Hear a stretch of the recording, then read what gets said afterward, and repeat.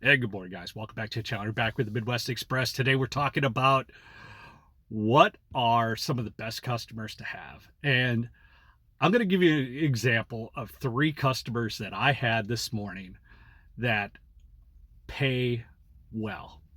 And the first one was a young lady that was a CNA, and her customer or her client that she was taking care of today was really sick and dying, and she'd been taking care of this client for a while. And when she got into the vehicle, I could tell it was an Uber ride, and I could tell that she was pretty distraught, and she had kind of an emotional breakdown, and it was okay. And I asked her more questions, and what was the client like? How long has she been working with her? And, it allowed her to get her feelings out. And me and my brother talk about this often, and I call it almost Uber therapy. When you have a customer that just needs to vent in their life, they got a problem going on, and they just let it out. And I just listened to her and let her talk. And when we got to the destination, she ended up giving me a $30 tip on top of the fare. Great customer. But she was dealing with sadness, and it's bad in a way, but as a Uber driver, you have to listen to your customers and let them talk and boast about what they want to boast about, or talk about what they got going on.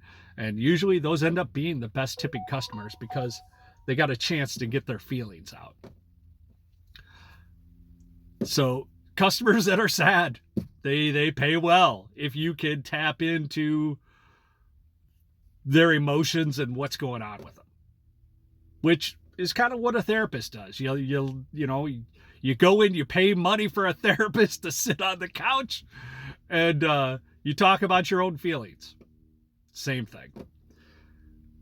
Next customer that I had this morning was a $27 Instacart for 2 items: a box of tampons and some popcorn, to a work office. And I don't know if she really wanted the popcorn, but it was an emergency, and it was a $20 tip on it.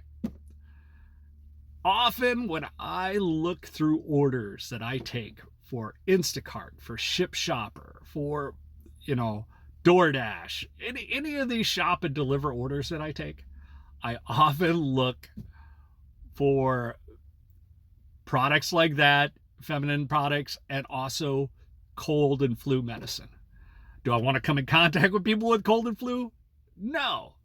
But I will typically reach out to those customers right after I take the orders, and I'll be like, hey, it looks like somebody in the household's not feeling well. I'll get this order to you as soon as possible. And usually they, say, thank you, I appreciate it. Because they're in a bad way. They're sick. They're not feeling good. If you take care of people when they're down and out, they appreciate it. And they usually tip a little bit more. Then my next customer was a young lady who hit a $17 surge on her Uber. And when I picked her up and we were talking about it, I asked her, do you Uber every day? And she was like, yes, but I paid way too dang much for this Uber today, but I'm late for work. And she was desperate.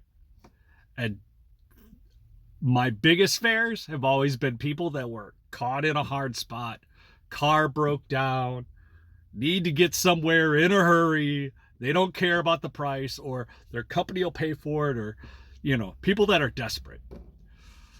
So today's topic is sad, sick, and desperate. Those are the best paying customers, in my personal opinion. You guys write your comments below. Like, subscribe. We'll hit you on the next one.